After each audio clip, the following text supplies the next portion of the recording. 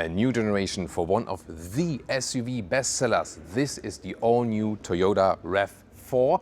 Over 15 million sales since 1993 with different generations, and now is the very new one. And what's new?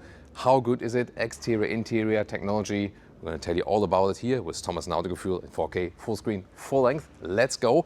This is here also the GR Sport. We're soon also going to show you the normal look, but this one here, the more sporty, cooler looking RAV4 GR Sport, for example. And here you have the badge, you have this honeycomb front grille with the shiny black cladding and so on. Then also the Toyota logo here in the front is blacked out. This is a very, very strong look, a stronger stance here in this new generation, new headlamp design as well. And especially here in the cool contrast with the striking red color here, and soon going to show you different colors. The GR Sport also has 20mm wider track and also a sportier suspension setup. So in the front you have performance dampers, but also a distinctive rear axle then for the GR Sport, and the whole suspension setup is a little bit stiffer. Here 20-inch wheels in black. This is also standard for the GR Sport. Looks pretty massive, and we're soon going to drive this one for you as well, and then can tell you more about the comfort and so on. And you get hybrid drivetrain or plug-in hybrid, soon more deals to that. This is the plug-in hybrid, so you have the charging flap here in the front already, and news is that here 11 kilowatt AC. That's good, so quicker in the AC charging, and also 50 kilowatt DC charging that you can charge it 10 to 80% in 30 minutes. So that's another improvement for the plug-in hybrid. Now with a 23 kilowatt hour gross battery. Net figures, they don't reveal it usually, don't like it that much. We have to see them, and maybe we can charge it later on, we can find it out for you. Soon also more about the hybrid engine and so on when we go to the front. Let's finish the rear here in the contrast roof scheme. Of course, you can also get versions with uni body color. And you can see here that in the GR Sport we have the wheel arches in this trapeze style, but also painted then in the high gloss black. And the rear really upright. When more and more SUVs go in a more coupe style, this one remains really upright for a lot of space in the boot. Soon also going to show that to you. And then the modern tail lamp signature, you can see it right here. Turning indicators are just here at the side, and really massive this black contrast here in the lower part. This is here again the plug-in hybrid model. That's where here also PHEV badge and the GR Sport badge for this very version. And you will get front-wheel drive or all-wheel drive versions, both for the hybrid and the plug-in hybrid. And the total length stays the same, 4.60 m or 181 inches. And a quick look at the normal new RAV4 without the GR Sport. You can see here you also have a different front grille, but it has some honeycomb design somewhat, but more close and more body color is being used here in this dark blue, which looks a little bit matte-ish, but it's not a real matte-ish color. And then you can see here the wheel arches. They are not high gloss black, but more matte in the styling, but they are not super rugged, so they feel kind of soft. You can also maybe hear that when you feel over them. It's also very interesting. Then of course different wheels here. I think they look pretty cool here in this bright design. These are also 20-inch wheels. And if you want more riding comfort, you can of course also get smaller wheels. And what you can also see here, this one does not have the contrasting roof. So here body color roof, but then here this black insert, this kind of splits it visually there. And in the rear also this like really big area here, but then we don't have a black contrast here, but more a silver contrast. So you have a little bit different styling. Tail lamps are of course again the same, but here for example the Toyota logo is also blacked out. This is the key fob. Yeah, that's pretty much standard, nothing really new. Door closing sounds. Yeah, nothing special honestly. We know that Toyota and also Mazda and so on, they have never really paid much attention to the door closing sounds. Then inside of the doors, here it's somewhat structured but rather hard still, then softer here with the leatherette insert. Also here for the elbow, but it could still be softer for the elbow. Basic materials in the lower part as well. Then the GR Sport entry badge. And also here for the floor mats. Soon going to show you the base interior, but here once again the GR Sport steering wheel with the logo and red contrast stitches on the inside. Real button still at the steering wheel, like the volume control. Right side then controls for the cruise control. Don't wonder, the instruments, they will be new, 12.3-inch instruments, 13-inch infotainment. This is at the moment here not a real screen because it's a hand-built car. The screen was not ready yet.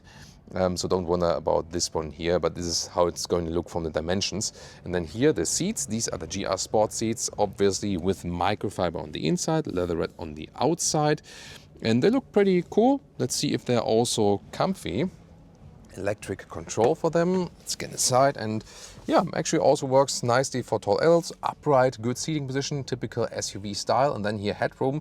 This is close actually with 189, 6'2", so not too much headroom left here, but it's okay. And then here I have this manual shade for this small glass roof. It does really open, and then you can just manual open and close it. And yeah, I'm actually also fine with these manual openings and closing. And here, steering wheel feels really nice, up and down, in and out. What's important here with the interior is that what you cannot see here yet, but it will have a completely new software architecture behind. And this is also enabling an upgrade of all the kinds of assistance systems. And the rest of the cockpit here, you have some open space right here to put things, for example. Then in this case here, in GR Sport, a leatherette covering, feels nice. Then the glove box here, opens smoothly, nicely dampened. And very visible here, the drive mode selector for trail and snow and normal. These feel also quite good here when you touch them. On the right side then, general drive mode selector, and also switching between the EV modes, for example. 15-watt USB-C charging on both sides. And then here, for example, hill descent control, so everything set for rugged off-road driving. Cubby hole here. On the top part, there's an inductive charging pad on the left. Right side, just a storage for the phone. This one has no cooling here whatsoever, it seems, at least. And then here, cup holders are adaptive, and you can also put this one out theoretically if you like that.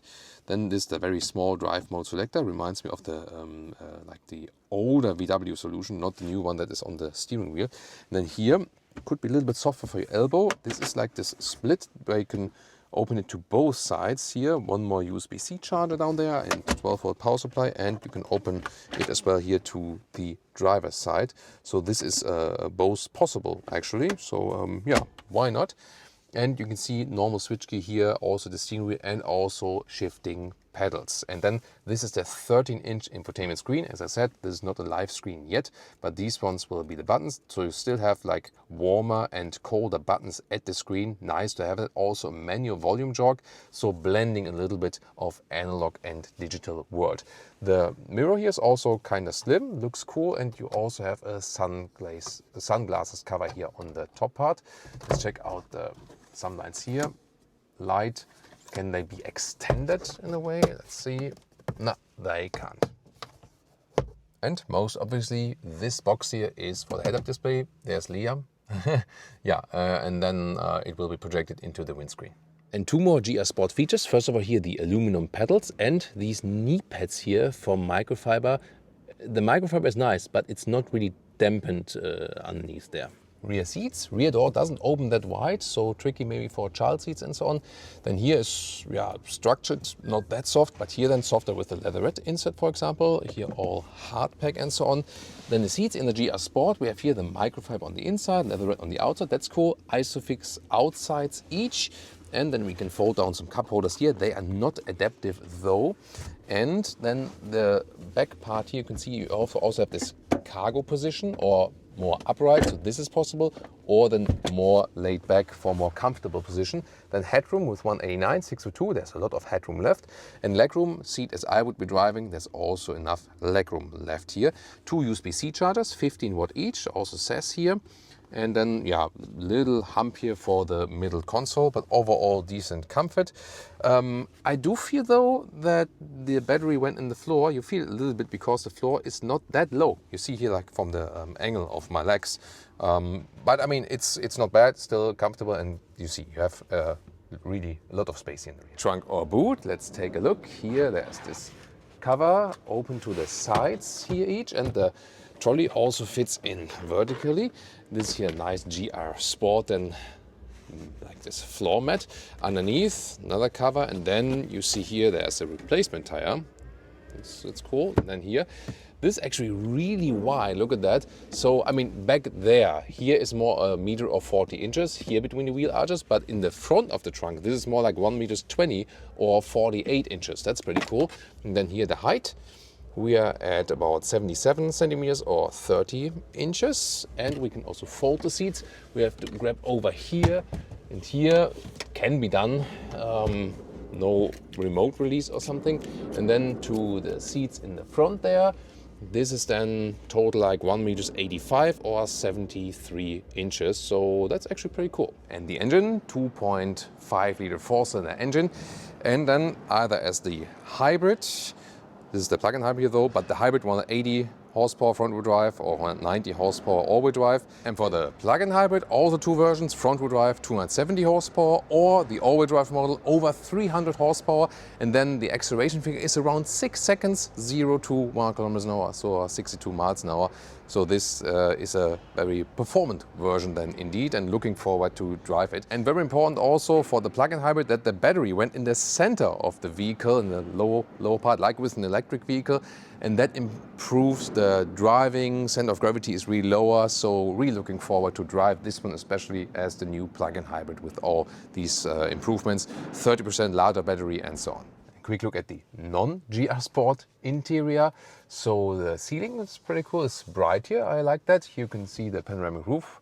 And this goes really wide, there's a shade available, and you can actually still really open that. The car is not properly powered here at the moment though. About the seating materials, I'm not exactly sure at the day of the shooting. We have to talk about that at a later stage. But definitely what was cool with the GR Sport, that you have the microfiber interior there. And here another color for you, and probably we have found our favorite color combination for today. I think Leah also agrees. Oh, does she? Yeah, she nods. So here with this kind of like sand gray dune color on the exterior, also works well with the integrated honeycomb grille right here. So this looks really stunning and somewhat different. Definitely. Here on the side you can see also with 20-inch wheels, in this case, and also with the black ones.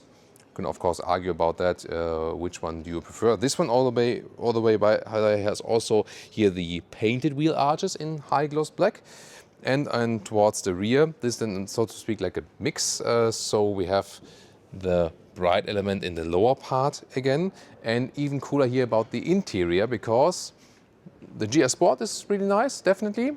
But here, this interior I also found pretty cool. Look at that, because these here are gray microfiber seats. And yeah, I think that might be my favorite combination here for today. So really nice here with the gray microfiber on the inside, leather red on the outside. So this is really nice. And they're also pretty cozy and comfortable. So yeah, I did like the GR Sport definitely, but maybe I found my car here for today with this exterior and this very interior. Or what about you? Tell me, what do you think about the all-new RAV4? Would you pick it in the GR Sport trim or in the normal version? Tell me in the comments. And soon we're going to drive that here for you. Would you rather like to see us driving the normal hybrid or the plug-in hybrid? So also leave these preferences then in the comments. I think it really looks striking from the outside. Nice also with the GR Sport interior. Of course, we have to see how the build quality of the final interior is. These are one of the first hand-built versions and so on, so don't wonder about that. But also cool that we could give you some variety of the all-new model here. And the best upgrade definitely if you go for the plug-in hybrid version, because that one has been massively upgraded. And now check out the competition.